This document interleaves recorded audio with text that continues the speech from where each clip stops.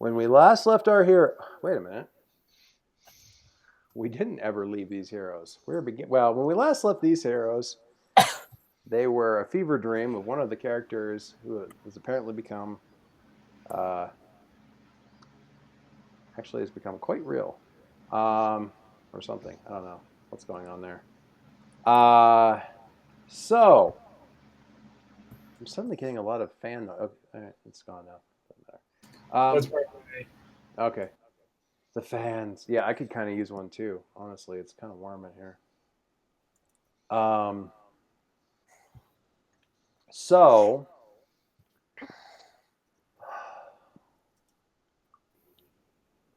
I'm just thinking about some stuff I want to do here. First, I will get into... First of all, thank you guys for doing all the work and getting your characters together. That was awesome. I've enjoyed immensely reading about all of the stuff that you've come up with. It is great. And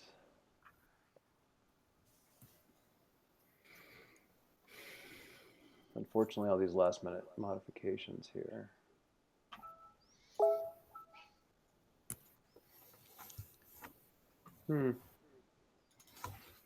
Oh, that's awesome.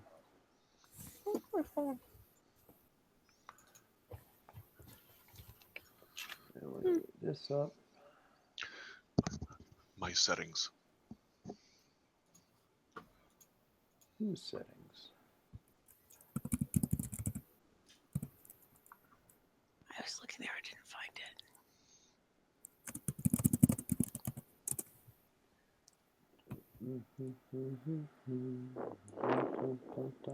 Okay. So we'll get that here and we'll minimize that. I got it.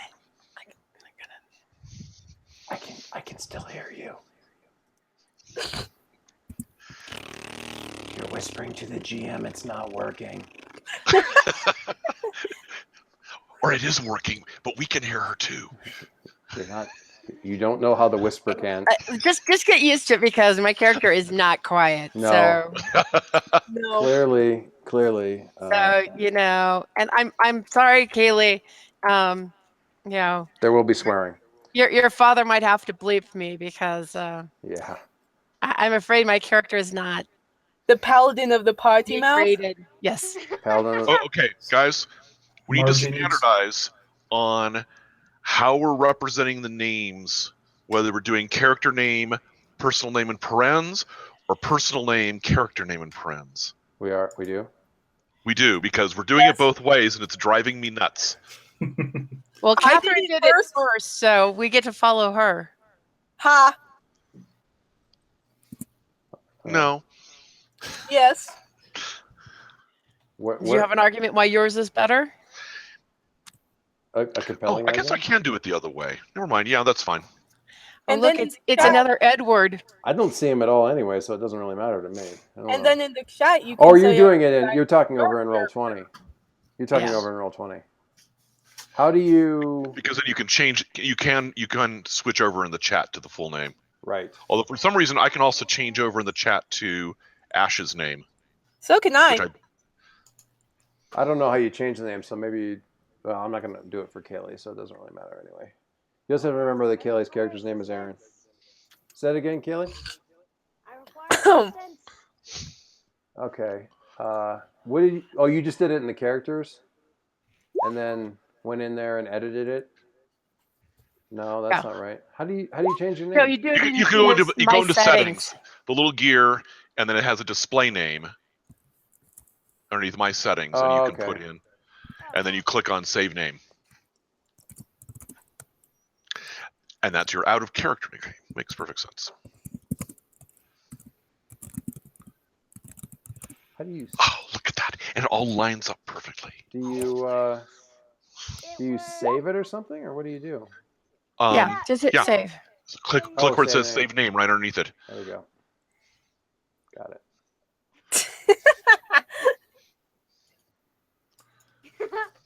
So, all right. So that's all set. Now, is that your out of character name or your in character name? I have only one mode. I am the GM. I am always the creeping death. inevitable death. I am doofus. Derp, derp, derp. All right. So, now to actually get started. All right. So, I'm going to begin a bit with asking some questions and stuff like that. But first, we're going to just jump into a little. I believe I can do this. Yeah, I can. Everybody's screen should change. And you probably need to scroll the screen down a little bit until you see some icons for people. Yeah. Because Oh, I'm missing a person.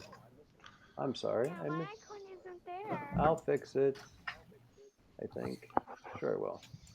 I will take it and I'll put it right here. Maybe. No, it was there. All I see is a green bar. Hang on.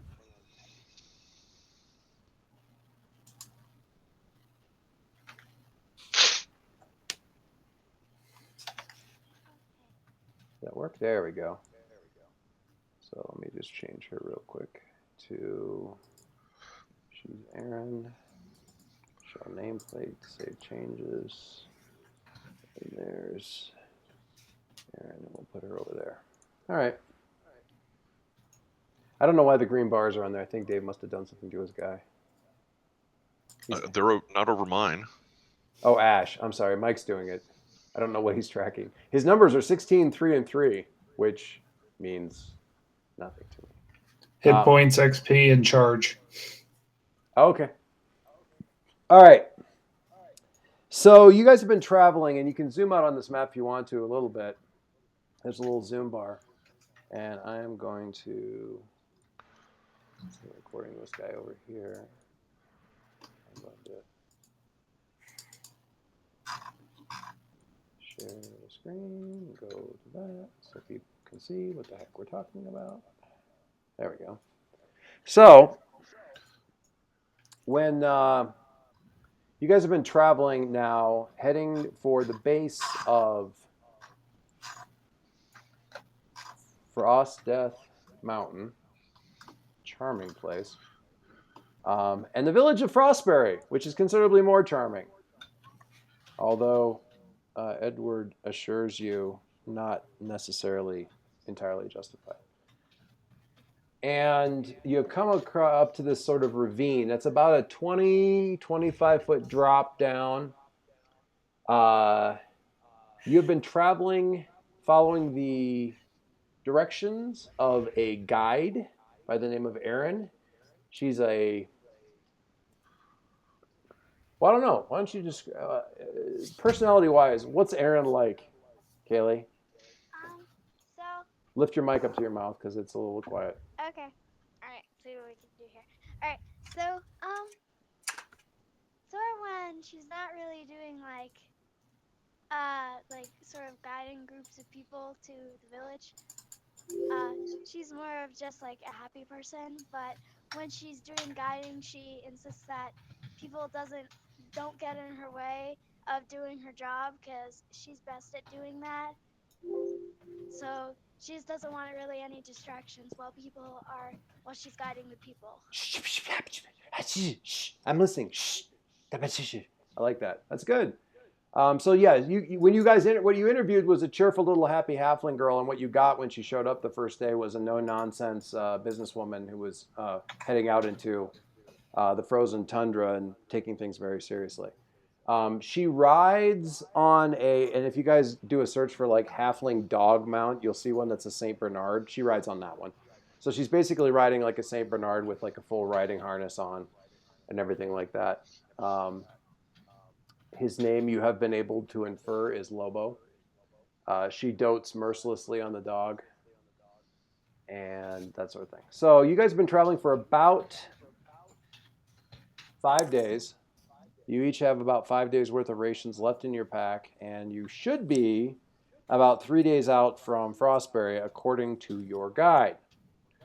Should be. Well, I mean, you should be. There's complications. The reason that this...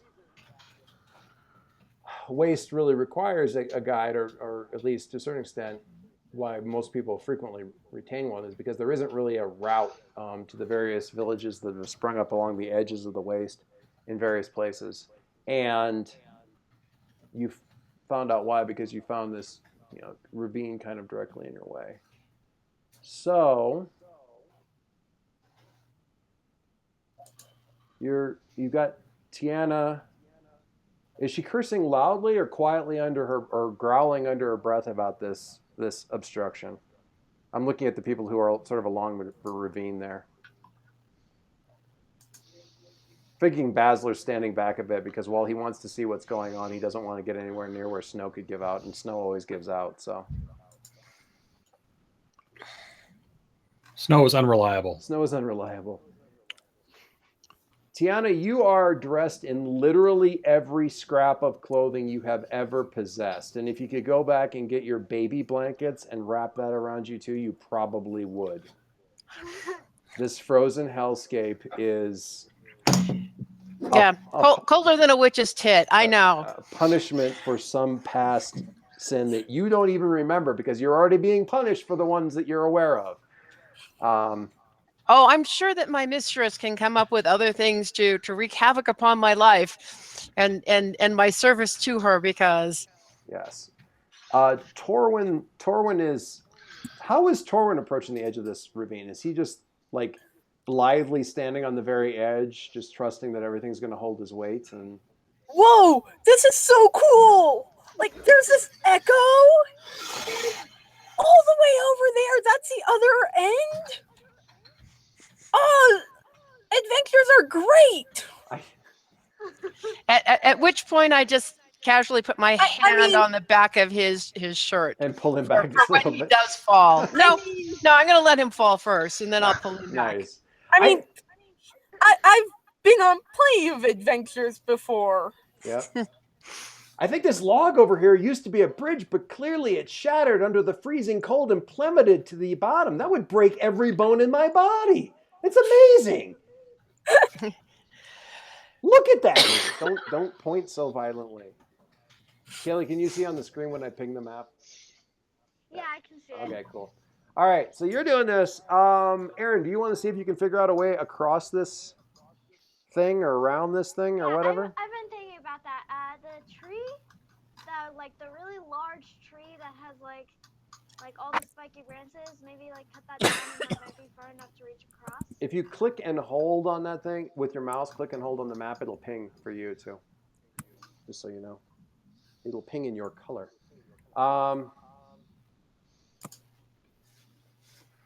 So yeah, that might work. Why don't you give me a wisdom check?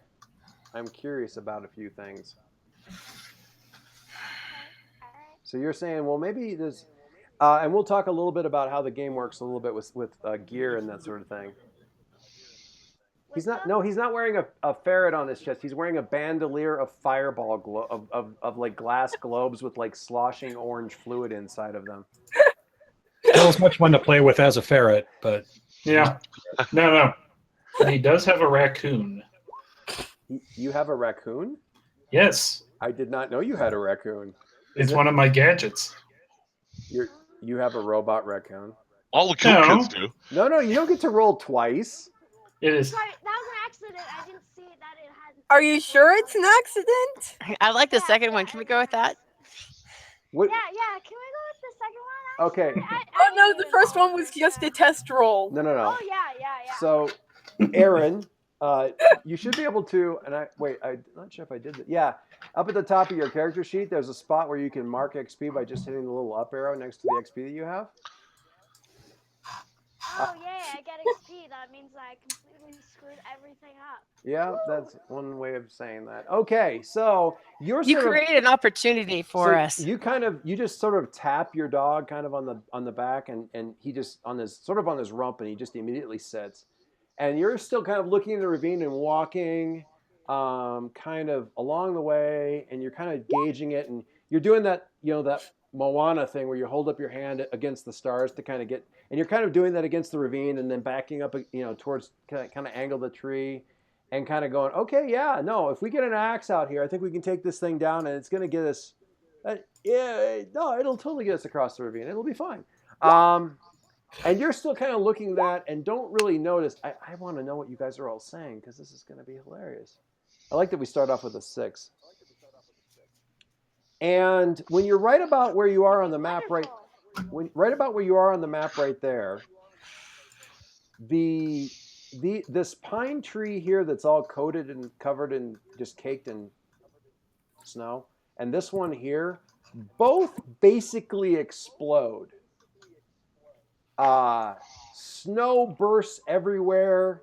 Some branches crack. There's this sort of warbling roar. It's a roar, but it's weirdly high pitched, and it's in almost a harmony. But it's just Edward. It's just enough not to be a harmony to really, really set your teeth on edge. That's great.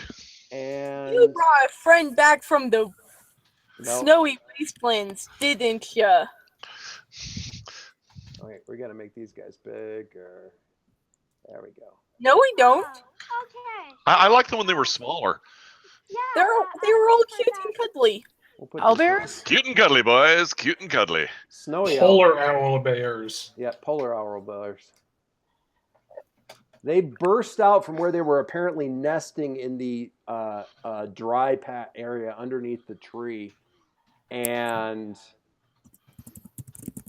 like one of them bursts out this way at Erin because she's sort of babbling and not really paying attention, and so. Do we know what these are? That's a good question. If you want to immediately give me a shot on, I guess it would be your sort of knowledge thing or My stories and legends. I think I've heard tell of something like this. In the lay of the big white blobby guys. With the malformed genitalia. No, actually, the lay of the murder and dismemberment of the lost caravan. No, I liked the one that I heard it from better. That's what they're calling it now. Dave, is that a wisdom roll or what is that? It's an intelligence roll. Why don't you give me an intelligence roll and see if you? They're big and white and they like snow. That's what you know. I didn't see one from you. Sorry, I inadvertently rolled it as Ash. How did you do that? Because like I said, I have access to Ash as something someone to post underneath, although it doesn't show up on your screen. Hang on, that's weird. No, this is more fun. We I like see. helping Ash. I see the problem. Sorry, I will fix that. Oh no, please don't. Please do. Ash was set up as can still be edited by all players. He's the only one that can be. We can edit him too? Yeah, don't. And you can't now, so shush you. Oh, thank goodness. All right. All right. So it was a total of 9, which for my character means that you'll provide me an answer. Will I? How do you know? Do you have the same intelligence as him? No, I still rolled on his character, but it came up with my name. Oh, that's weird. Yeah. All right. Because he does the as character. Oh, okay. I had the as set up down at the bottom. I see. So I see. We probably do have the same intelligence. So do I recall how these things were defeated in that story? How were they defeated? Well, you're not. I mean, this area of the world doesn't use the same measurements, so you're not entirely sure that the word battalion really means the same thing. Here, as it would where the story originally originated. So it's a little bit. Oh no. Well, they're very territorial. Excellent night vision. Body of a bear, feathers of an owl. They're referred to frequently as owlbears. There's some sort of wizard's creation that, for some absolutely asinine reason, he decided to make able to reproduce, or they figured it out themselves. Nature finds a way. Yeah, beaks, claws, excellent night vision, and a love of hunting.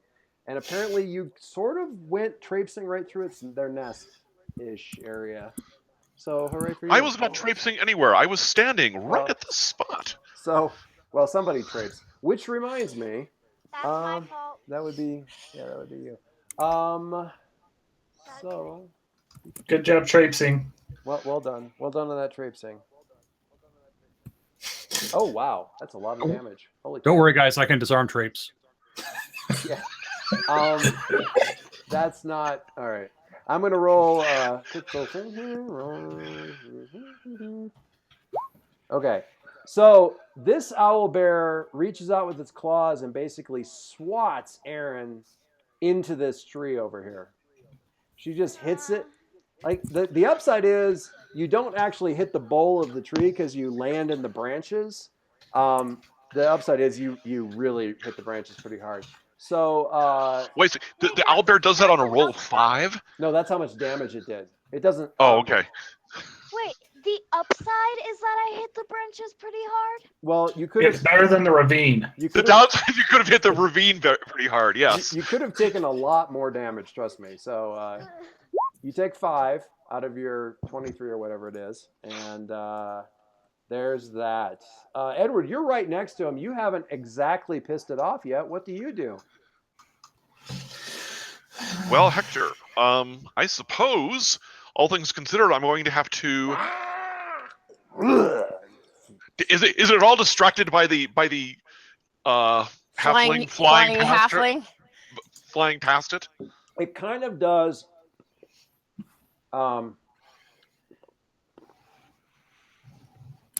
They're roughly the size of the cave trolls in Lord of the Rings, but featherier.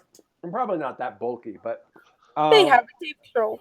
the head kind of swings to the right a little bit, like it's tracking the movement into the tree. But when it kind of clumps into the branches and drops, it kind of like and swings back and kind of I'm gonna say it kind of centers on you. Like it turns and the beak kind of splays open and its wings come up, or arms, claws, whatever.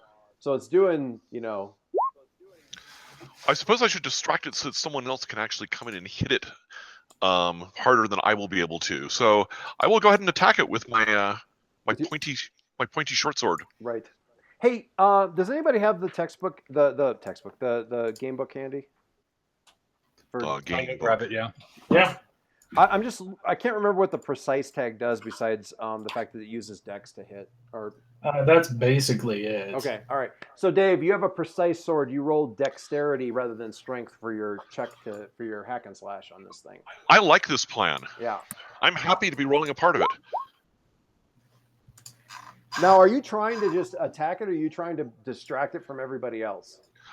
Well, I'm hoping that by attacking it, I'm going to distract it long enough for one of the people who actually fight to do something about it. That will definitely distract it. It's just it somewhat different end results depending on whether or not you're seriously trying to wound it or just sort of like piss it off.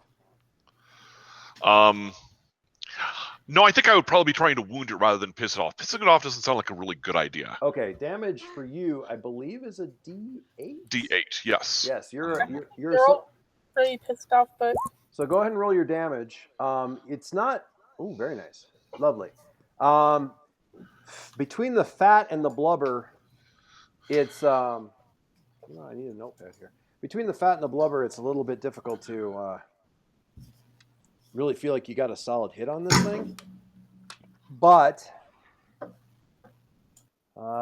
you definitely score something because it is not happy with you at all.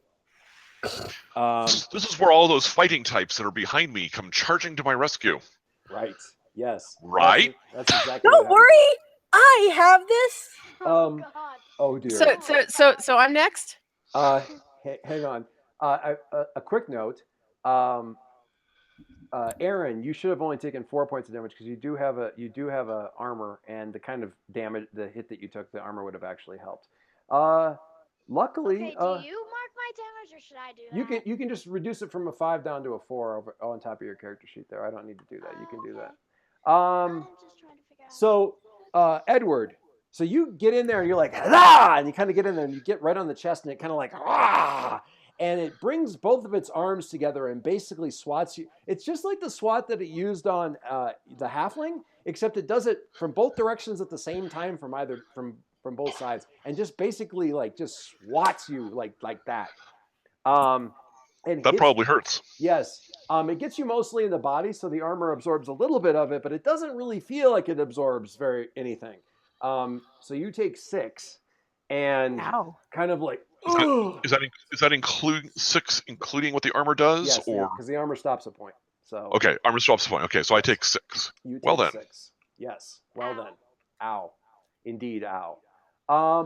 It seems to me that, boy, I tell you what, Tiana and Torwin the Courageous are both veritably champing at the bit.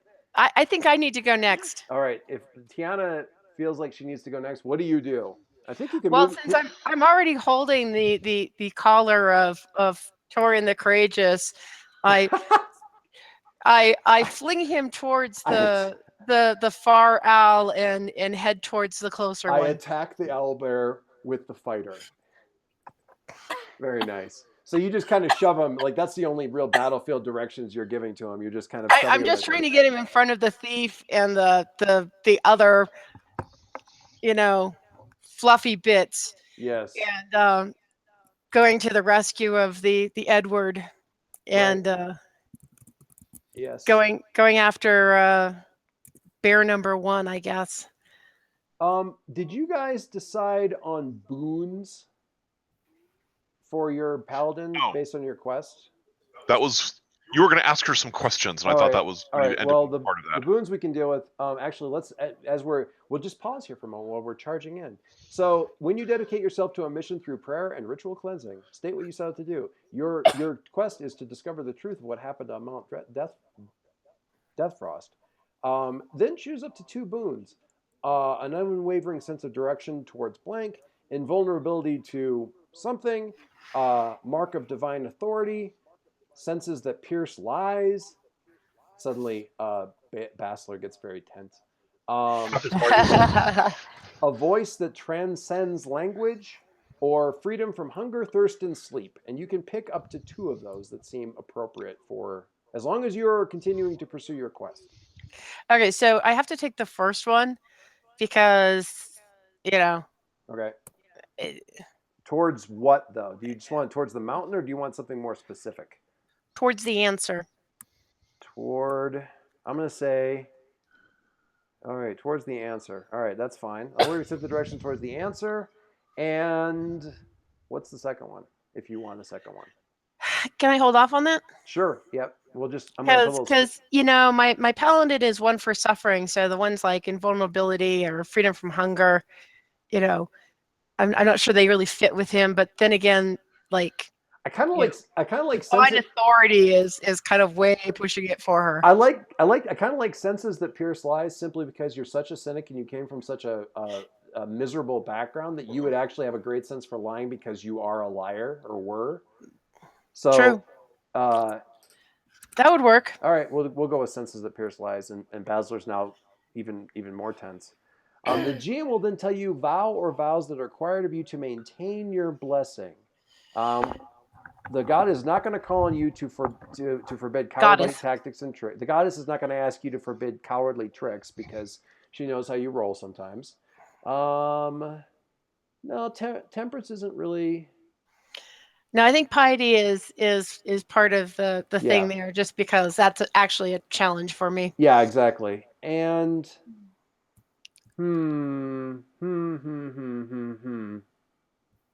truth, would that really hurt because you can sense lies but you can't lie yourself? Ooh. Sure. Or do you want to go with like a valor, like never suffer an evil creature to live? Well, that sounds really paladin. That's like super like lawful. I don't want to do that. Never suffer an annoying creature to live. Yeah, no. God, no. Then you're all dead. And then we all died.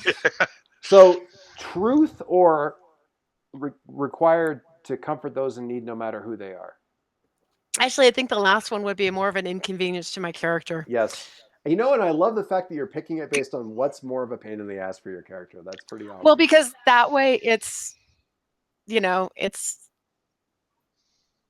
Yeah, it fits my relationship with the goddess. All right. So you've got a little bit of detect alignment. You got a little bit of detect lies, and you've got an unwavering sense of the direction towards the. Actually, partly because the god has basically slapped one of those quest arrows that Yeah. tell you where to go on the map all the time. Yeah. Okay. You have armor. Along with the "you are here," I have my finger on you. Dang, you have 3 armor. Go you. You're a tank. All right. So now that we have Doesn't that, keep her warm. doesn't keep her warm, but it may keep her from bleeding as much. So you come basically stomping in towards this thing, and what do you do? Okay, so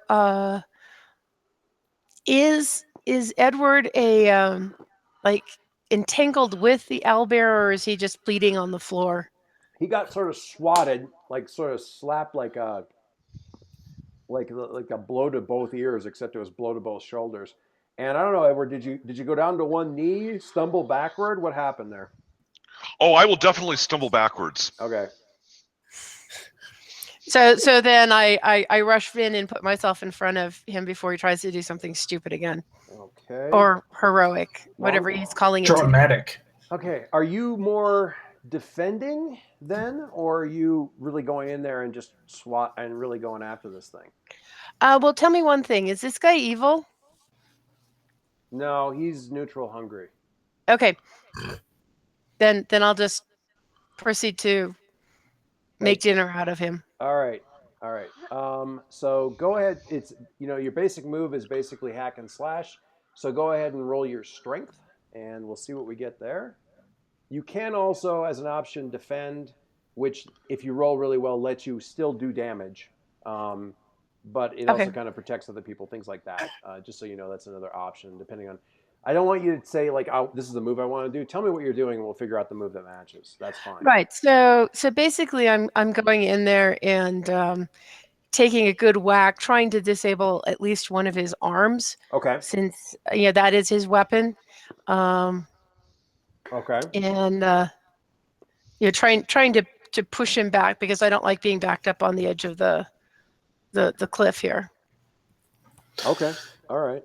So you're trying to kind of hamper him some. I'm going to have you roll defend actually. And so rather than rolling your strength, I'm going to have you roll your con. Okay. And how do I roll it? So if you look at your character sheet there, rather than where the con, so you'll notice there's con and then there's constitution. Rolling the con, there's actually a little dice there. Got it. So you can just click that guy and it will roll and say what you rolled. Rolled a 9 on con. Okay, so if we go back over here, I'm going to look at the move for defend. And excuse me. Why is it? Oh, I bet it's underneath here. Yeah, it is. All right, defend. When you stand in defense of a person, item, or location under attack, roll con on a 10 plus, hold 3, on a 7-1, hold 1. So long as you stand in defense, when you or the thing you defend is attacked, you may spend hold 1 for 1 to choose an option. Redirect an attack from the thing you defend to yourself. I'm going to say that fiction-wise, it's going to be attacking you anyway, so you don't need to do that. You can have the attack's effect or damage. You can open up the attacker to an ally, giving that ally a +1 forward against the attacker. Or you can deal damage to the attacker equal to your level. So you can, it's going after you, and you can, I mean, certainly what you're talking about, hampering the thing, I think probably having the attack's effect or damage might be a good choice. Okay. Or by hampering the limb, you can give Edward or somebody else an opening. Which do you think would be most effective? He's actually not a slouch in a fight. You've seen him. This isn't the first time you've had to deal with trouble on the road, and he's not terrible. Useless? He's not a soldier, but he is a fighter. Okay, so I'll create the opening. Okay. All right. So see what we can do. That's cool, and it will get a shot at you with your big heavy armor. As you slash at its arm, and you kind of forgot about you're like, oh, it's arms or it's danger. You forgot about the beak. Yeah.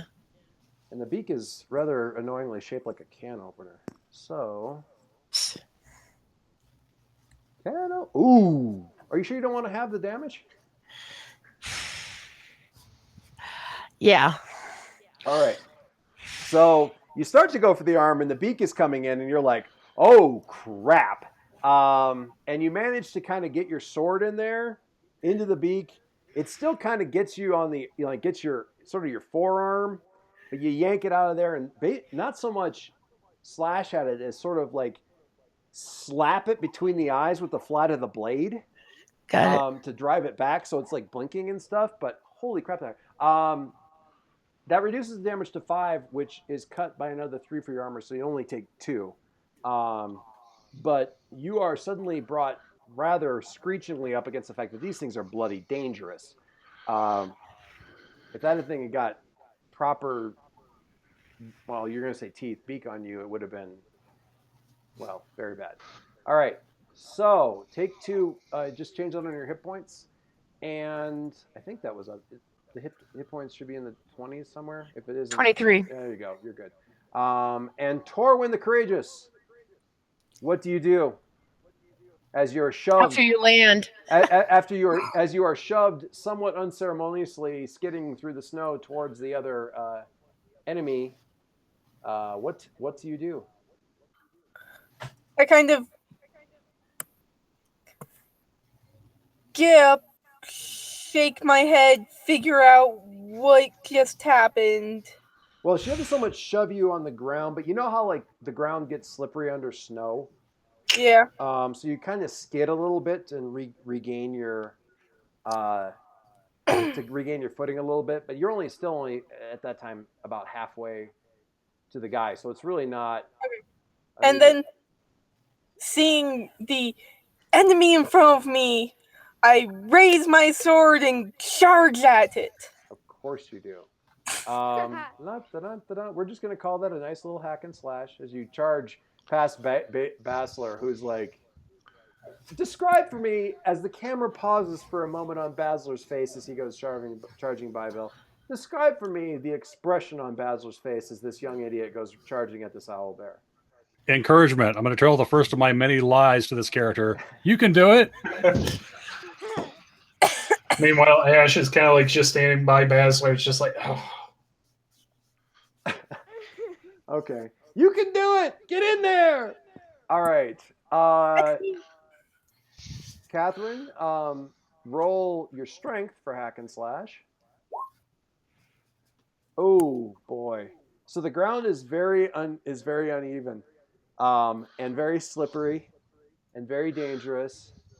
And here's the thing. Wait, that was rolling strength, right? That was rolling strength. I rolled okay. Yeah. So here's the thing. It turns out that in the real world, the battleground is not at all like the practice, the workout yards that you've been in. And there have been times where workout yards. There's like fencing yards and places where you duel and the meadow, the practicing yards, things like that. And you've worked in what you considered to be uneven or unstable terrain, but none so much as this.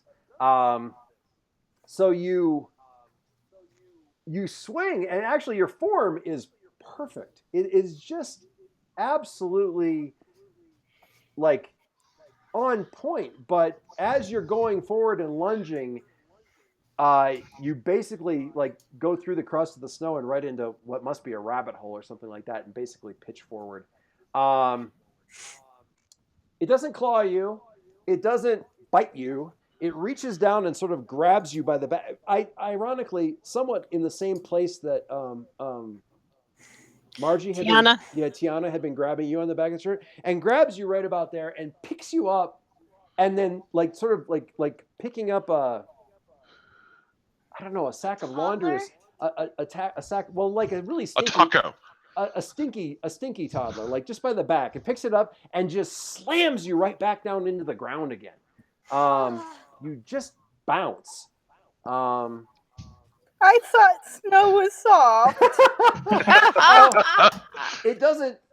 Now here's the thing. This is the worst part. It doesn't actually hurt you. It just looks like absolutely embarrassing. I mean, you bounce, and the snow takes a lot of the impact.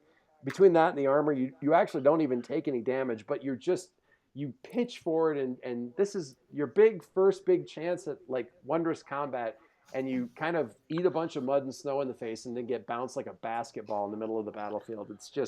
It's ignominious is what it is. That's the perfect word. It's ignominious, which you never thought was going to be a word that you would ever direct at your own heroic exploits. Ash, what do you do? After I'm like, just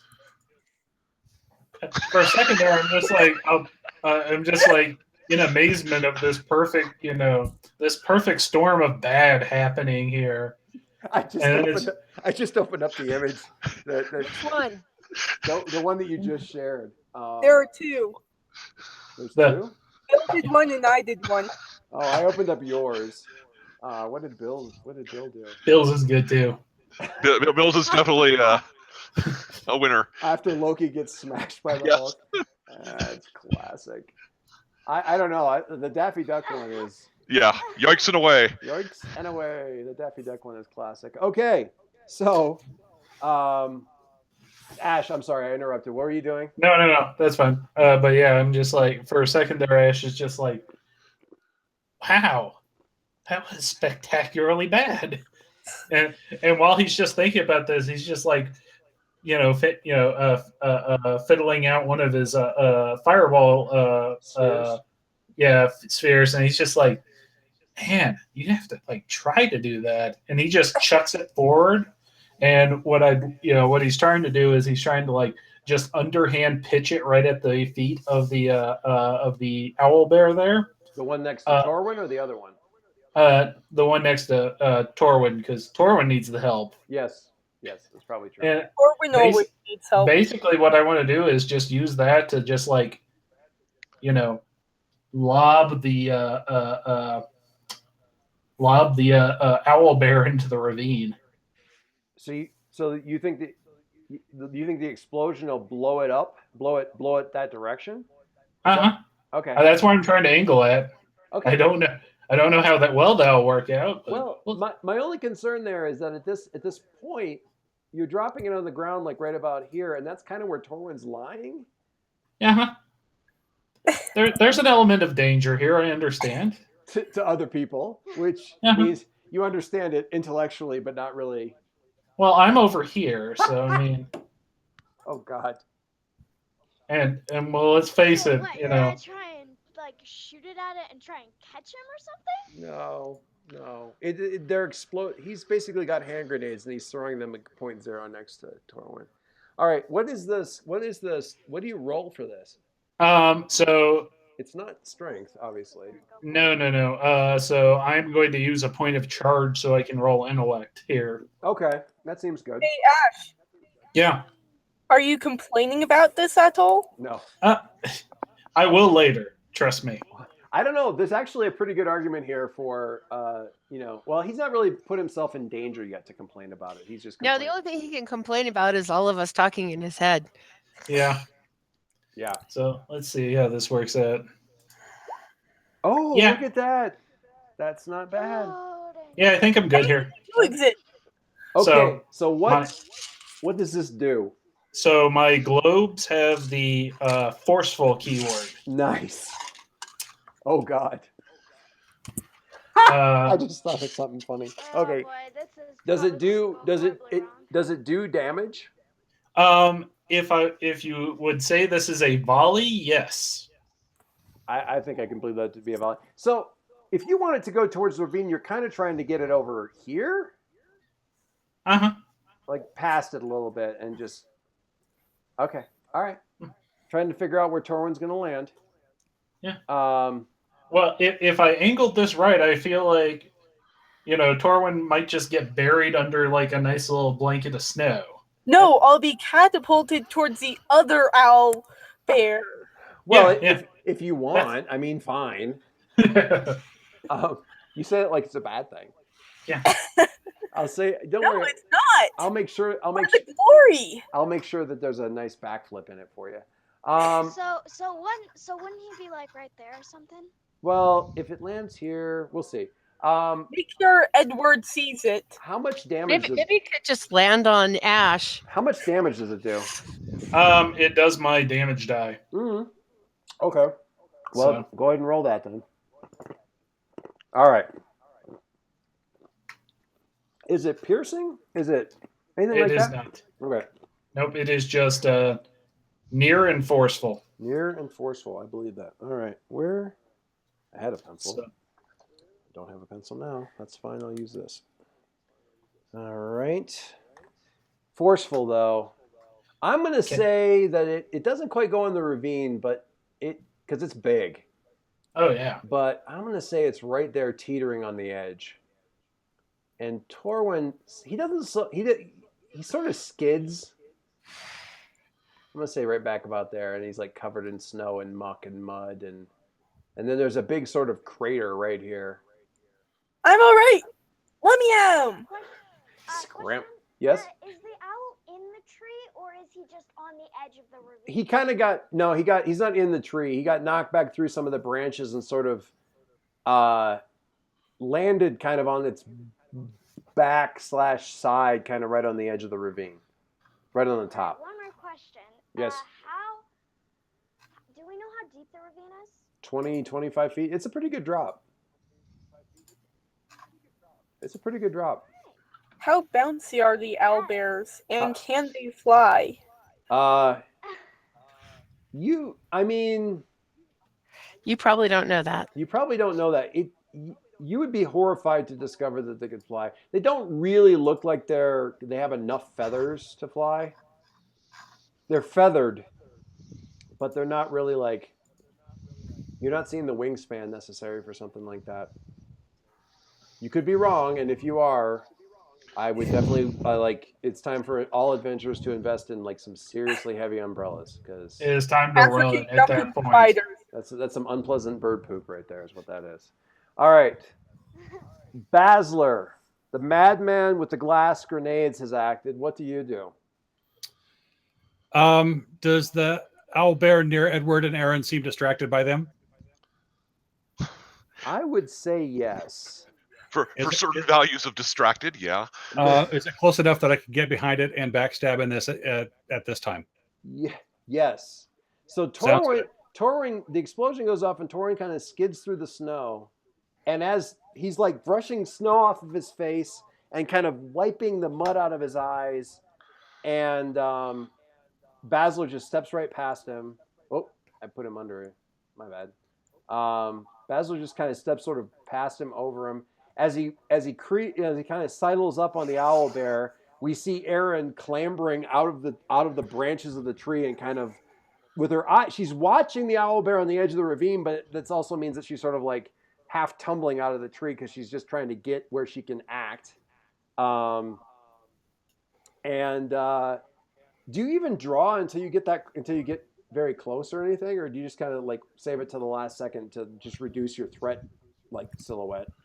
Oh, save it the last second. So just like it looked for the weirdest thing. Oh God, Talia? No, Tiana. The weirdest thing, Tiana, is it doesn't even look like he's going to attack. It looks like he's going to come up and just like pat the thing on the back, and suddenly there's a knife in his hand, or a blade in his hand rather, and you didn't even really see it happen. You haven't really felt super comfortable around this guy anyway, but this just sort of reinforces that. What do you roll? Do you roll? What do you roll? Is it a It's a dex roll. It's a dex on roll. 7 to 9. Choose one, so I'm going to deal damage plus 1d6. All right. So roll your damage and then just roll another. Just do a / roll d6 for the other. That's nice. And ooh, holy buckets! That is a lot of pain. Okay. Yeah, no wonder she doesn't trust him. Wow. So that's 10. Well, apparently Basler knows where the kidneys are on an owlbear. Interesting to know. Actually, he demonstrates rather aptly that he knows where both of them are, because he stabs one, pulls the blade back out, and stabs the other one, or thereabouts. The end effect is the same, because the thing screams once and kind of arches his back and claws at the holes and actually kind of makes the wound worse. And then blood just pours out of these openings. Somehow he managed to twist the blades as he was pulling it back out and just open this wound, something fierce.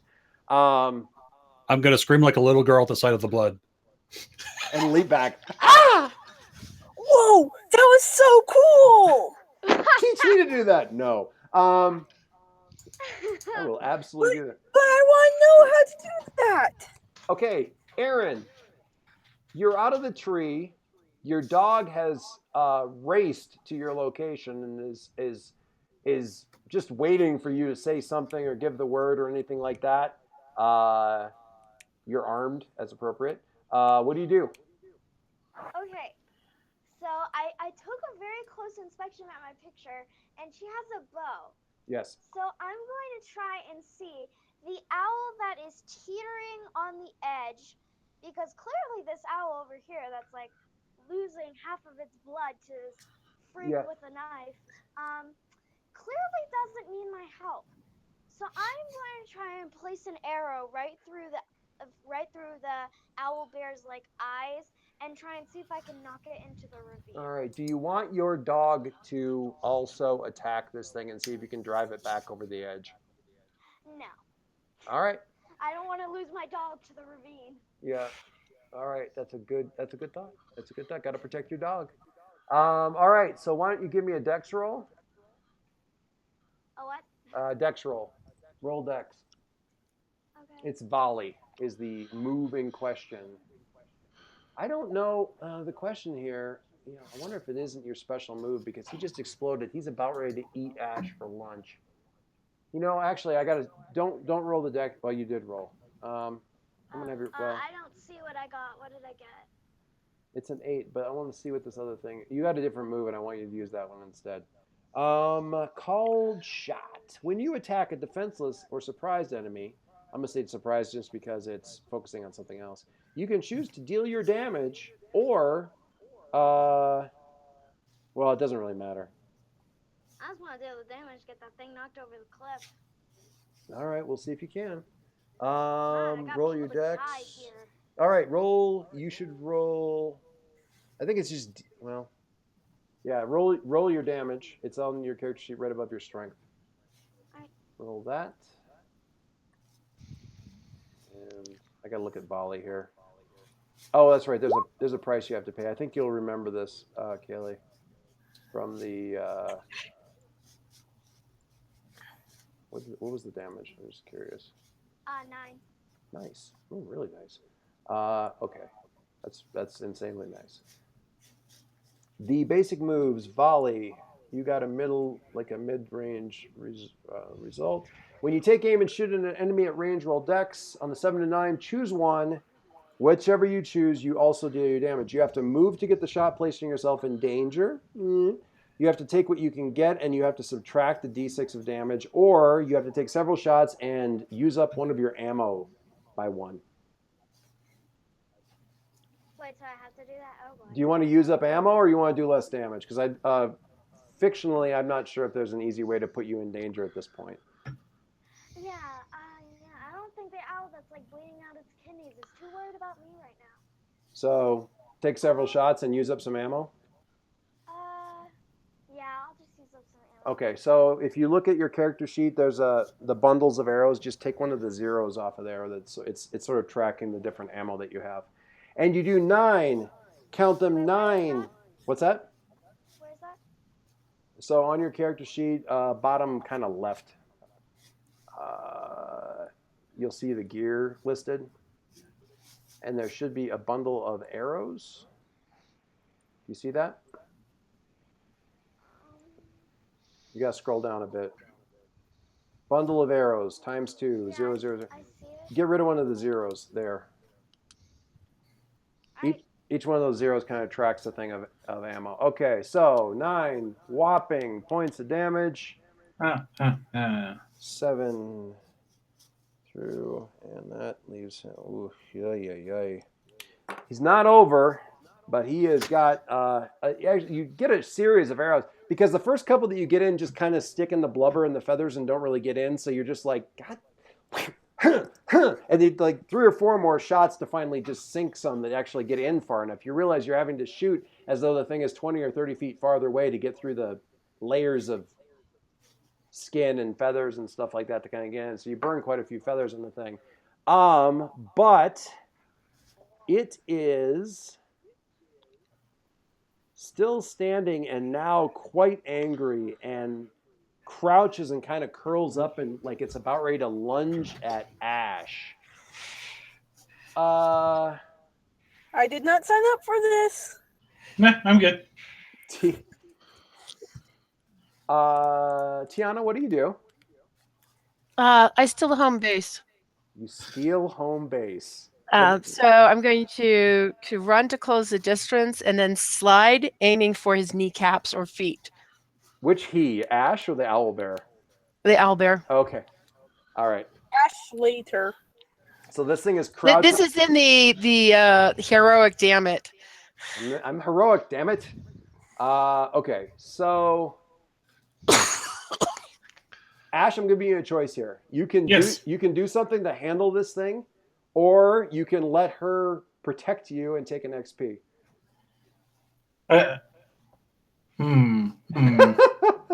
The fact that you even have to think about it means that I gave you the right choice. Yeah.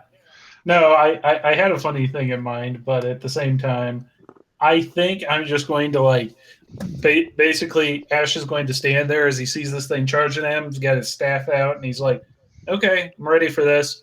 And then like, you hear her coming. You hear her coming. And that's just like, and as she like runs past it, like, "Damn fool!" I'm just gonna let this happen, I guess. No, it's just like he's just like, "The hell is she doing?" Oh dear. Heroic, damn it! Your robot raccoon can stay unrevealed. I don't know. I have no idea what the robot raccoon does. All right. And the reason I'm giving you an XP is because she actually has a flag for heroic. Oh, yeah. Damn it! Let me rescue you.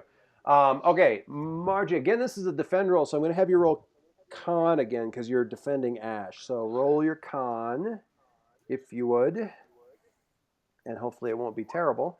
It's a 7. That's not bad. Hold one.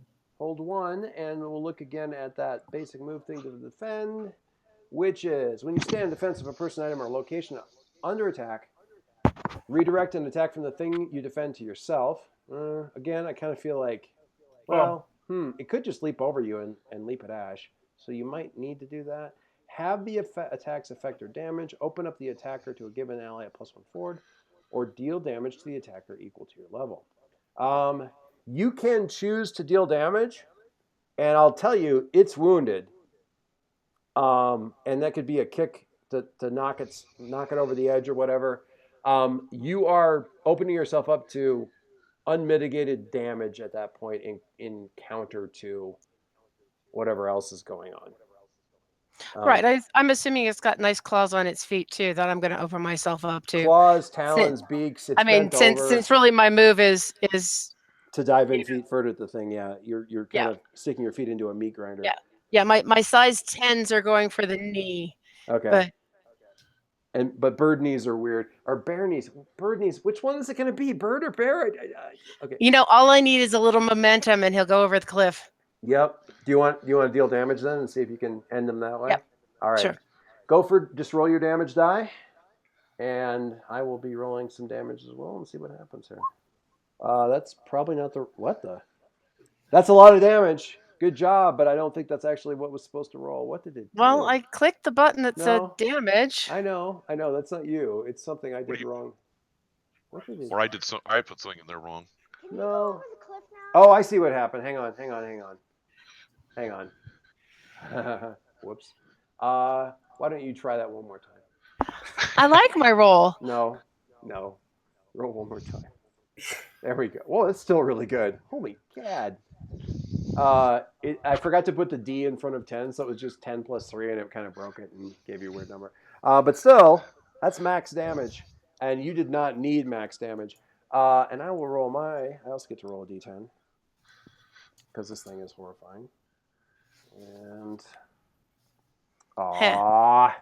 so it claws as you come in there, and you slide in, and you just piston both of your feet together right up into this thing's kind of chest, and because the way it's crouched, you really can't get at its legs because it's crouching forward like it's going to go, and you get it in the chest, and it kind of reels back, and it's clawing at your legs and stuff. It just can't get through the armor that you have in the chainmail and everything like that. It tears through some of the chainmail a little bit, tears through a couple of links, But in doing this and going for you, it takes one step too far back and starts to go over. You see it's like these these red rimmed eyes kind of go wide and it goes over. It turns out, Torwin, they can't fly. It goes over thank back. goodness. It hits a number of rocks on the way down, and when it lands at the bottom, it is quite still. So Nice. there you go. Whoa, you are so cool. Can you show me how to do that move again? Or at all? Okay. So there you go. Is there anything anyone wants to do? Like, so the one owlbear is bled out, and there's this. Basically, as wide as this circle goes is where sorry, I'm clicking on the wrong thing. As wide as this circle goes on the map is about where the blood is at in the snow. You? Yeah, it's soaked in that far. It's quite the other one, there's blood around the tree and that sort of thing. Some of you are beat up. Aaron's a little bruised. Torwin isn't. Edward and Tiana have a few injuries.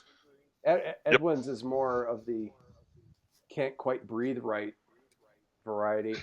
Why does it hurt? Something wrong with me. Why does it hurt when I chuckle? Well, that was entertaining. Joyce, does anybody look like I can help them? I think the worst damage. Since I have that talent. The worst harmed is Edward. Although you're enough of a veteran that you think a good camp rest might do him some good if he can just manage to get warm tonight. I think that walk it out. Walk it out. Walk it out. Walk it off. You're fine. And of course, you're fine. Get back in there. Yeah, great paladining. Yeah. Go team. Bite me. Good paladining. I like that. Okay. So, is there anything else? Looking at, underneath the trees, you don't think they were actually nesting here? They were maybe resting or just waiting to ambush, or attack. They were sort of hunting. It was the middle of the day. They're owls. Maybe they're nocturnal, but you don't think this was probably their long-term nest. It doesn't look like they were here more than like a day or two. There's some sign now that you're looking for it of them having moved around in here, Aaron, and traveled around this area. So you could probably tell some more about them if you're so inclined. You could try to get over the ravine. We're probably not going to roll for all of that stuff, but we can see. What do you guys want to do? I would recommend crossing the ravine at this point. Yeah, let's get away from the blood-soaked area and the bodies and the owlbear carcass that other things will be attracted to. Good plan. Yeah, because if snow gives out easily, I don't think snow being wet is going to make it any stronger. No. Wet with blood. So are owlbears edible? Oh my gosh. Well, the bear. Ever eat an owlbear? It tastes like many parts are edible. Yeah, you can absolutely. Does it taste like chicken? They might very well taste like chicken, or more like owl. Really, really gamey chicken. Owlbear jerky. Owlbear jerky. Very delicious. So I'll look at the thief and say, anything valuable on them? I was just thinking that. Did the story say anything about travelers who've encountered them before? And did it say where the travelers were ambushed and stuff there? Hearts of rubies or... Well, if this isn't their main nest, you might be able to track it back to where their real nest is. Why would we do this thing? For glory? For glory. Yeah, I like this plan. Let's go find the nest. Riches and glory, riches and glory. All right. I think we need to get to town. Ash absolutely needs to take an XP though, just for leading. Torwin is now 100% behind the idea of getting Aaron to track these things back to their lair. No, I just say flat out. This is a great idea. Come on, what are you waiting for? Oh, look, it's the XP meal. Another battalion. The minstrels will sing of us, right, Edward? Yes, I will definitely sing of you. Yes, let's go back to the nest. A fool and his that hit almost killed points us. soon are parted. Do you want to... well, I mean, Aaron, do you want to do a tracking roll? You certainly can do a tracking roll. I think she already put her foot down. Yeah, I'm just saying, like, I have a job to do. I have like other people I need to get to places. I'm not going to waste more time dealing with creatures. But think of the glory. Think of the story. I am a tracker. I do not need glory. Everyone needs glory. What's wrong with going that? on in the peak? It's so much better to sing about than live through. It'll be dark soon. It's the middle of the day. No, actually, I'm not sure Tora would notice that part. Oh, it's the middle. It's already going to be dark soon, man. Yeah, you might want to dry out a little bit before tonight. Well, that's. All right, so we're gonna first of all, we're gonna kind of cut away from this scene a little bit as you guys sort of navigate the ravine, and we're gonna talk about some stuff. We're not tracking the Owlbears. Seems like a poor plan. Seems like or at least if you guys are going to track them, I'm not going to help you, which will Torwin kind of grumps. You grump for the rest of the afternoon. grumps, kicking little chunks of snow ahead of him. It's like Torwin, it was a horrible idea. It would have probably gotten us all killed. How many of those things do you think might be at their nest? You don't think these things through, do you? But the glory! We beat those. We can beat the others. These are probably the big ones. You know, I'm sure that there'll be more here in this area when you travel back this way. Just wait. Even more glory. And then we Gotta won't even be save on me from the innocence Right. and Aaron, incompetence and does he believe that lie? Inconceivables and Aaron, out of sheer, like, this isn't even a trap kind of question. Do you want to skin and or clean this owlbear for the meat? Because you could get probably quite a stack of steaks off of this thing that would serve as rations for the final part. They're not going to keep, but you're in cold weather and you only have 3 days to go, so you could get a lot of meat off of this thing. Can I do like an intelligence roll to see if the meat might be like poisoned or something? No, I don't think anyone in this group has like ever eaten this. I can just tell you. I mean, it may be tastes like chicken. It may be a weird wizardry abomination, but just seeing the thing and smelling the blood, you can tell it's not like diseased or anything, or at least not obviously. If you clean it properly, it should be fine. It's not evil. It's like bear meat or owl meat. It could be either one. Or both. Chicken? Your dog's already lapping at the bloody snow, so if it was going to kill something, it would have killed him already. It's fine. Nice. There is a fine meal. Why don't you give me a wisdom check and we'll see how much meat you can get off of this thing. I think that's a good idea. Are you not hearing me anymore? No, I can hear you. I'm sorry. There's just so much. Sorry. No, it's just showing me is that saying I left the call, so I was confused. No, you're still on. That's Okay. weird. 7's fine. Okay, I think you can you think you can maybe manage. It depends on how much some folks eat, but you should be able to. You get together some bloody meat, wrap it up in a blanket you weren't particularly fond of, because it belonged to somebody else, and pack it in with some snow, and you might be able to keep from hitting anybody else, any of the actual rations that anybody has for the next couple of days. We'll see how this goes. So you guys pack this up. It takes probably about an hour to clean the thing out, dress it out. Most of that being to string it up on a branch. Then you get out an axe. Who wants to use up a checkbox basically on their adventuring gear to magically have an axe? I say magic. I'm good. You're saying you're good, you want to do that, or you want somebody else to do it? No, I'm saying I'm good. I've already used up all my. I already used up some ammo, so I'm just gonna let someone else take this. All right. So the way this works, and I should explain this: adventuring gear is the concept of the useful adventurer's pack of stuff, which means that you basically have this backpack full of whatever, And when you say, as a matter of fact, I do have 50 feet of rope and a grappling hook, then you just check off a couple of boxes off your adventuring gear, and it turns into it's like a Schrodinger's Adventures backpack. I'm probably the one to have a spare edged weapon laying around, so that I'll mark it off. Okay, so yeah, you can get an axe or at least a very sharp hatchet.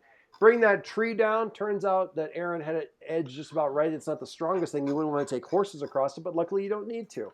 You get across that thing and head off and you travel for another couple of hours at least before it starts to get dark. I'm gonna go around the group here as you're traveling across this snowy North Dakota of fantasy worlds, and ask you guys to, as you guys are traveling, and knowing that, like, for instance, Tiana, you came from a land far to the south, arid. And basically, I'm from North Africa. Yeah, where rich bursts of land of growth along the coast of the rivers and stuff, but hot and dry. And this is not that. So as you go around, I'm going to start with Bill.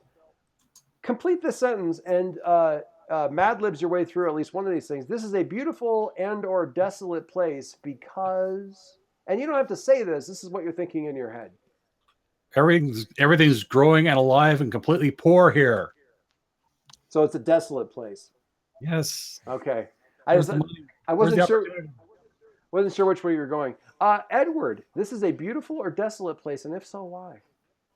It's a desolate place. There's nobody here except us. There's more. People is how you define beautiful and or desolate.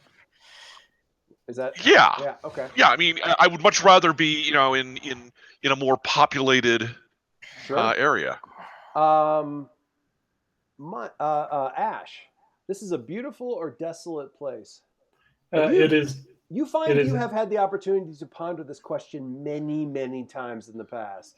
No, it is still a beautiful place to walk through, because even in the winter, you can still feel nature's energy just, resting, waiting to come back in the spring. Catherine says Hangouts froze up for her, so she'll be back in a second. So we'll ask her in a little bit. Aaron, you're a native to this area, such as there is. This is a beautiful or desolate place, and if so, why do you think so? It's beautiful because it's just an entire landscape, barely untouched by humans, and I just think that, like, some humans are just completely disgusting and horrid, and most of the time stupid. So something like this you have to cherish and keep. I like that. All right, Tiana, I can't wait to hear this. This is a beautiful or desolate place because... It is neither desolate or beautiful. It is a good place because this is where the goddess wants us to be. Okay. Good non-answer. Beautiful and desolate don't even come into it. It's just where I'm supposed to be right now. It is what it is. It is what it is, and it's where I'm supposed to be. All right. And the arrow is pointing that way. And Torwin, can you hear us? I'm not sure if she can. She's typing again. Second or two or three. Or two or three. Okay. We'll loop back here. So I'm going to actually go around and ask some more questions while you guys are going here. So Tiana, we already talked about how your homeland is different from the place. You came from a land far to the south, hot, arid. Why is it civilized? Why is it that the church sent a force of holy warriors from your homeland to the mountain that you're traveling to 50 years ago, so far from their home and ultimately to their destruction? Why were they sent? Who were they against? What did they want out of this? I don't want to call it a crusade because it was like a one-shot in and out kind of thing that didn't really pay off. But why? You can, if you say I would need to give me a second, that's fine too. They were sent to recover something that belongs to the goddess. I like that. I'm going to expand on that a little bit. There was a splinter cult that was banished from your homeland and fled into the northern hinterlands, where they would never be like they thought they would never be hunted, or followed. And it was only later that somebody discovered what they had taken. And that was when the troops were sent. And none, in a weird way, like the item was not recovered, but the cult was wiped out. But also were your people. So did you succeed or not succeed? How does the church look on it now? You didn't get what you were sent. They didn't get what they were sent for. The order was wiped out basically to a person, but the cult was also wiped out. Who won? Well, I don't hold much for the organized church. So I would say, from my point of view, it is the will of the goddess, and whatever the fuck she wants is what we get. Well, from personal experience, the goddess was not best pleased by this result because she was, you're here. She sent you to sort this whole mess out, or at least figure out what the hell happened. Because the weird thing, and when you think about it too much, the really disturbing thing is she doesn't know what happened. Yeah. So I try not to think about that. Yeah. Incidentally, but she doesn't necessarily. I mean, my quest is to find out what happened. My quest isn't to bring anything back to right, the church. Exactly. So either the thing was destroyed, or she's not interested in it, or whatever. Or she doesn't trust the church. That too. Okay. Speaking of which, Torwin is back, by the way. Okay, good. I will ask her in just a second. How is the church? Because the faith is still present up here. It's not the only faith, but the faith is still has its adherents and churches and priests and so forth in this part of the world. How is the faith different here than it is at home? More ostentatious, more simple, more pagan, from your point of view? The local church has taken upon or incorporated into it some of the local traditions. So you can see the core of the faith is the same, but some of the trappings and dressings have morphed to absorb in local culture. Has it become more of a pantheon? Are there other gods than just the goddess in this area? Oh no, she wouldn't let that happen. Okay, so definitely not. It's just that it's sort of like, I don't see. I mean, personally, the goddess doesn't really care that much about how you do it, as long as you're doing it as long for as her. It's all about her. Okay. Yeah. The Midwinter Festival is a lot bigger up here than it was down in the desert. Yeah. Yeah. That's just a short day of the year. I mean, that's whatever. It's really dark that day. Woohoo. Okay. Torwin, we were going around the group and we were asking as we're traveling through this in the late afternoon. This is a beautiful / desolate place because to Torwin, is it beautiful or desolate? And if so, why? This is a beautiful place. I mean, this is the country. There were owlbear things and valleys and oh my gosh! Did you see what? Did you see what Tiana did? And for two hours, he stabbed the thing and the thing. For 2 hours. Like there'll be 15 minutes of silence, and suddenly he'll just burst out with yet another awesome thing that happened during the fight that apparently he's still processing as he walks. So cool. Torwin, I will write you a song about it, but I need to remember the details myself. So I need you to. So I needed to. Shh, spoilers. Shh. Are you lying to him to shut him up? No, I'm telling the truth if it will shut him up.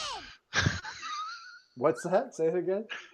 I am telling the truth if it will shut him up. Oh, I see. Okay, you will verifiably write a song if it just quiets him down. I will write a song to sing tonight. Torwin, do you quiet down so he can? You're gonna make a song? Oh, I got it. He actually You've never seen this actually in the real, like when it's not a puppet show in the city, Edward. He actually mimes locking his mouth with an invisible key and throwing it away. Like he actually does. You know, Though still looking very excited. as long as the result is there, And I very go bouncy. big thumbs up. That's a win for us. Okay. So 50 years ago, these holy knights came up out of the south, apparently pursuing their brethren, went up the side of the mountain with some other groups that were involved that were a little bit more local in this battle atop Deathfrost. This was 50 years ago. Stories are still told about it today. Torwin, aside from the holy warriors from the heat from the hot south, what other groups were involved in the battle at Deathfrost? You've heard stories of this. It's like the heroics of it and that sort of thing. Or if you don't want to go into groups, name the greatest hero who was lost there. The greatest hero who was lost there. Oh, but there are so many. There were the Cubs and the Alfador? Giants and the Maple Leafs and. Oh my God! Seriously, I'll let you think about that for a second and come back. Who just? Oh, somebody said something over here. Ash. So the myths of this Devanku cult that once held Deathfrost Freak are interwoven throughout, like all the studies that you've read. They're interwoven with rumors of strange temporal magics and devices. Yeah, rumors. Why do you want them? Why do you desire this? At one point, I probably wanted to learn of them and to figure this out and just, to use it to further knowledge and things like that. Was it now? That? Was it It might have been at this point. I don't know. At this point now, I just want this all over with. And so far, walking away didn't solve it, so it looks like we're going at it again. Okay.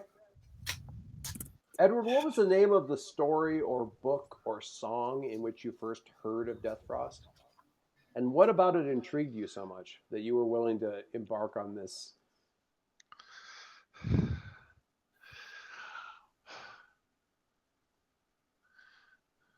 If you need time, let me know. It was The Desolation of the South. And it was a song about how these two groups of true believers from a distant land found themselves fighting in this place, thousands of miles, and they all died. Right, thousands of miles from home, and they all died. Interesting. And I just want to see it to see if it makes any more sense or less sense if I can actually see the place where it happened. You actually have come as far as the base of Deathfrost one time before. You didn't end up going up the mountain because you couldn't find it. There wasn't anybody else to go up, and it seemed insurmountable at the time. So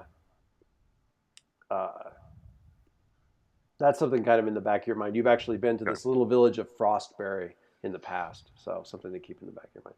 Hey, Aaron, you're from this area. Who do you know in Frostbury? Well, every once in a while I go and visit this woman who was who was there, like she was like in her village when the story got out to people, and she claims that she knows lots of things about it. She was one of the first people to hear about it, so I always go to her house. Well, I mean, if she's old enough, she would have actually been alive when the battle happened. It was only, I mean, it seems like a long time, but it was only 50 years ago. She could have been a little girl at the time or a young woman. So, yeah. What's her name? So, her name is.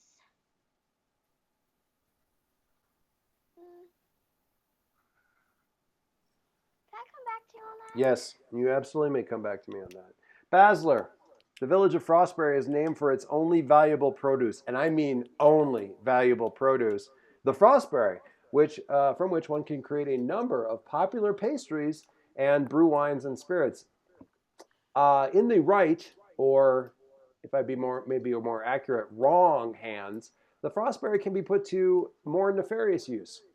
What's that? It tastes good because it makes you feel good. It makes you feel good because it's numbing. In higher concentrations, it can be turned into a numbing poison. So like almost a paralytic? Yeah. Interesting. Are you keeping that in the back of your mind to like see if it like, because the way you figure it, you'd need to boil about a 5-gallon bucket's worth to get a couple of blade applications, but it may be worth it.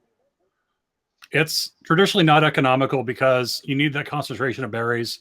They only really come from around here. People would rather just make cakes and things of that nature.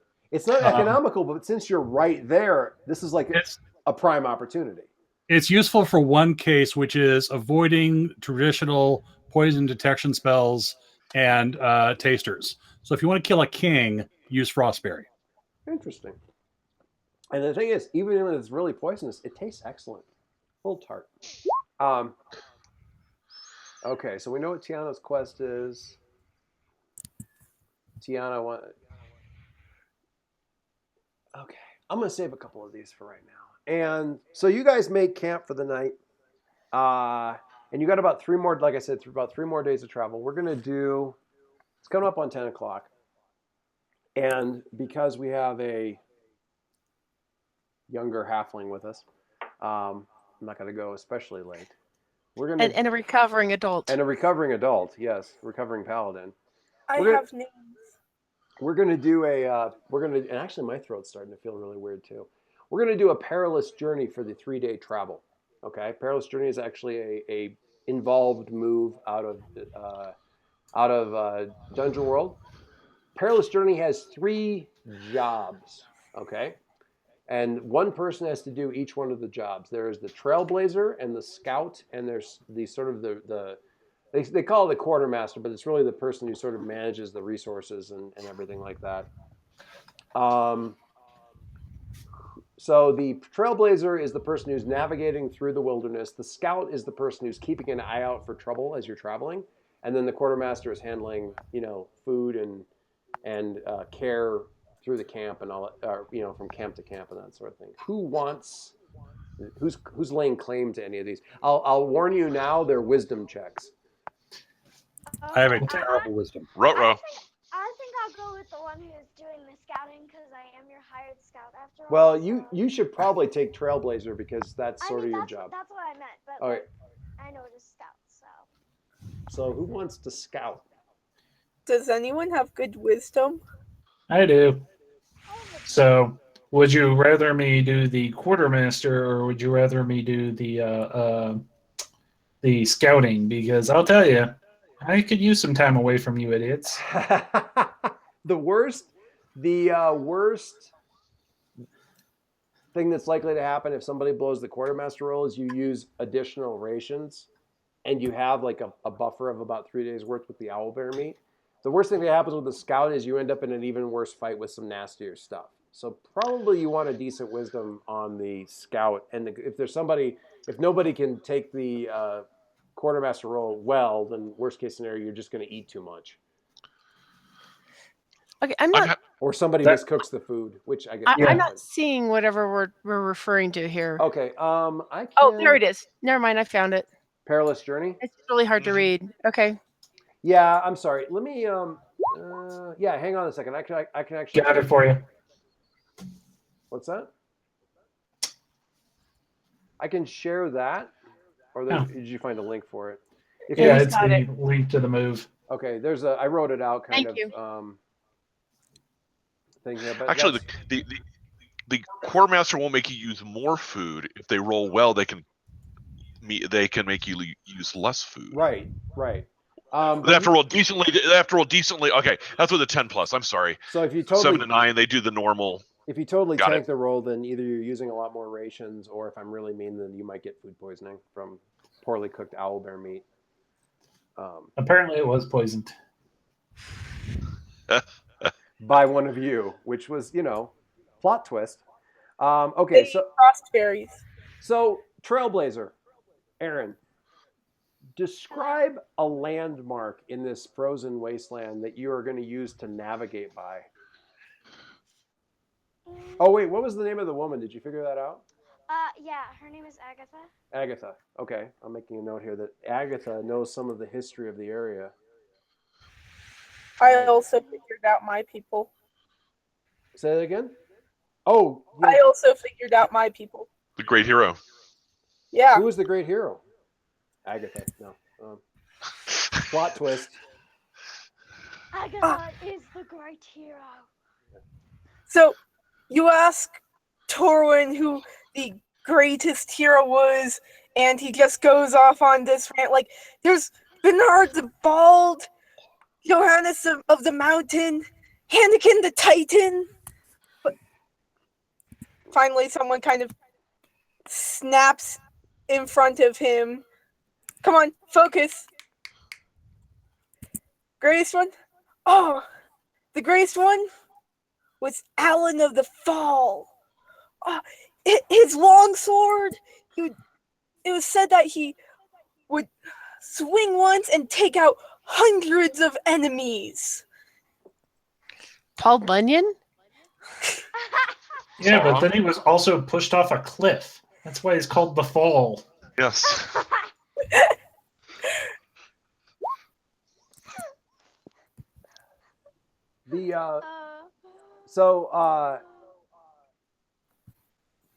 Going back to the original question, Trailblazer, what's the landmark you're going to use to navigate by?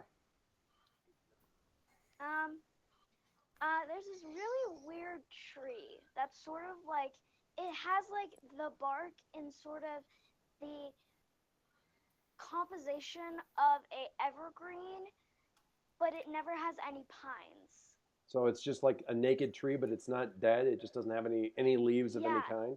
Yeah, it's supposed to be like a pine tree, but it looks like it and it feels like it, but it just doesn't have anything on it. Okay, and that's a point where you. So she's navigating towards this while she's traveling, and it's a little bit it's a little bit annoying for Tiana because the direct route to the mountain, Tiana. It's that way. And she's going this way. And then she's like, and no, we're gonna head for the tree. Because apparently she's bypassing some dangers and blah, blah, blah. But it always means that it feels like you're suddenly going the wrong direction. So she knows what she's doing, but at the same time you're like, eh. But it does helpful because apparently this woman knows exactly the way to where they need to go. So you can she's basically like a compass. So go ahead and roll your wisdom, but whatever you roll, add another 1 to it for having basically an unerring compass pointing to where you need to go. Me? Yes, please roll wisdom for me. 10. 9, becomes a 10. That's a lovely job with trailblazing. What's the benefit of the 10 on trailblazing? I can't remember now. Trailblazing reduces the amount of time it takes for you to reach the destination. Very The GM will say by how much. Okay, I think we can maybe scrape a day off of that, get it down to 2 days. That's excellent.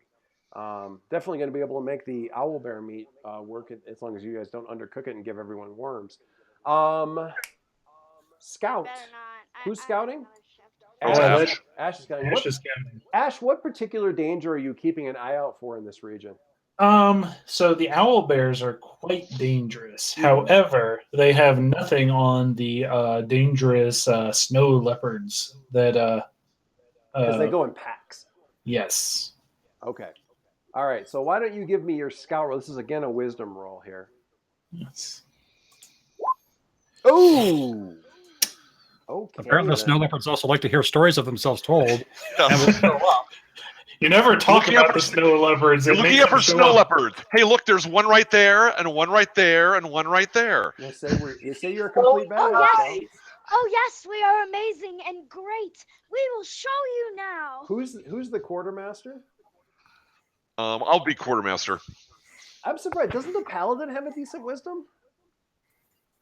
No, it's charisma based. Or am I thinking too D&D? You're thinking too D&D. It's actually No, D&D. They're charisma charismas too.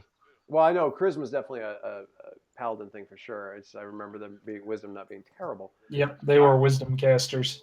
All right. So, so the cook for this trip is apparently Edward. Edward, how are you at camp cooking? Let's find out. Oh wait, actually, I have a question for you before we get in there. Sure. Tell me about something annoying that that. See, I was going to use this for Ash because he could always come up with something that was totally annoying with anybody that was in here. Tell me about something annoying. Well, I'm probably there, like, most of the day. Well, I know. It's I mean, I just- was going to ask you this question if you were the quartermaster, but tell me about something annoying that Torwin does when you're making camp. Can I tell you about something annoying? Can I tell you about something not annoying that Torwin does? Because that would be a really shorter list. He keeps bugging me about this song that I'm supposed to be writing for him. Okay. All right. Hey, you remember that one part in the fight? I'm going to. Wait. I can't just tell the story of the fight. Literally, you have to have it all make sense, and you're not making any sense. So, shh. You're telling a story like a 6-year-old, and then this happened, and then this happened. Now here's a tougher one. Are you ready? Tell me about something endearing that Bassler does that you've noticed when you guys are making camp. Something endearing Bassler does. Just something. Bassler actually seems to be fond of Aaron's dog. And when he thinks that people aren't looking, like, kind of gives him a couple of pets. Accidentally drops some meat here and there. Accidentally drops some meat, some and owlbear. You barely catch this because his sleight of hand game is on point. But occasionally you'll just see like there's one less piece on the plate and the dog's kind of. And like there must have been something that happened there. Are we okay with this? Are we okay with this, Bill? Is that okay? We're good. All right. I don't want to dictate, but it's kind of fun to have. He enjoys the extra treats. Yeah. Okay. Well, I just want to make sure that Bill's okay with us saying something about his character. But there we go. All right. Dave, would you give me the cooking role because it could be that Bassler's giving a lot more meat to the dog these days. We can blame Bassler. That's it. Everyone else is fine. The dog is really sick. Oh no! Okay. Oh no! Okay. Whatever happened to all these steaks? I think the dog got into them. Okay, we're gonna start next session with the smell of finely roasting meat that apparently attracts a pack of snow leopards that have been tracking you and trailing you all day. Because they didn't wrap the steaks well enough, and we've been dripping a trail of owl blood the entire way. Right. And Ash was all like kind of like walking ahead to make sure you're like scouting ahead mostly to make sure that you guys weren't going to like walk into a pack of these pride like, up on like rock outcroppings or something like that. Didn't even think they might be already following you. So we'll begin with that misadventure. Eventually we'll get to the I really thought we'd get to the village tonight, but it's our game, so God knows how long this is going to take. It could be months. I was about to say, remember, we had another game that was only supposed to take 1 or 2 sessions. It took 7. How long were we there? Oh, the Star Wars one, or just the Tatooine part? Tatooine. That was 9. That was 9 sessions. 9 for just one planet? Are you kidding me? Don't diss. No, that was 9 sessions for character creation. To be fair, It took us 2 sessions just to get landed. Actually, to be fair, I was playing a D&D game with my dad. It was a pretty dark game, and he killed someone on the 2nd session, and then murdered all my friends in the 3rd session. I killed your family on the 2nd session. I killed all your friends on the 5th session. There was a break. No, Eddie, it was the 3rd. Oh man, I did not realize the fringe benefit of this. We get to hear all the dirt on Doyce. There you go. I had to And drastically. then the forest fire came and destroyed your house, and I actually blogged about that because there was like, okay, I really should have like set up a few more lines and veils on like how dark we were going to let that game get. Because when both she and I have managed to upset ourselves to the part where we're getting teary eyed, probably the dad death scene was a little bit too close to home. All right, it's 10 o'clock, guys. Thank you so much for getting this thing started. We're going to have one more little thing, and we'll actually get onto the thing. We probably won't have our brave halfling along with us because most times Tuesday night she can't make it. But maybe. That's good. The snow leopards can eat her. Hey. There's a plan. Hey, I know what I'm doing over here. But we'll make an effort to make sure that Basil keeps the dog. Yeah. It'll be a very heroic death. We'll make sure Edward will sing of it. And A very sad song. we'll see if we can't. No. Basler forgot to give the dog a treat one night, so he ripped me into pieces. Don't worry. After this session is done, I'll tell her what's ahead for you guys, and she'll be fine missing the following session. So it'll be anyway. All right, time for all good halflings to go to bed. Yes, Margie, please get some rest. I know. Thank you so much for coming, but I know it's been crazy. You've been crazy sick for a really long time. I'm really tired of it, but I think I'm. As long as I don't do anything, apparently I can get a little better every day. But heaven forbid I actually go out to dinner or something because. Exactly. All right. Well, again. Thanks everybody for letting me play and with Dave, you you told Doyce that we have something for him, or did you get it to him? I have not gotten it to him, but he knows that we have something for him. Okay. Oh, right, the thing. Right. Yeah. Yeah, that was my first setback. The Botanic Garden plant sale. Oh, really? Yeah. Okay. Well, and that took me about 3 days back on my recovery. Guys, Kaylee already said, but thank you guys for allowing Kaylee to drop in. We love it. Yeah, it was fun. time. So thank you guys. Yeah, thank you. Fantastic. All right. Talk to you guys later. Have a great night. Okay, good night. Really quick. Good night. Bye. Bye.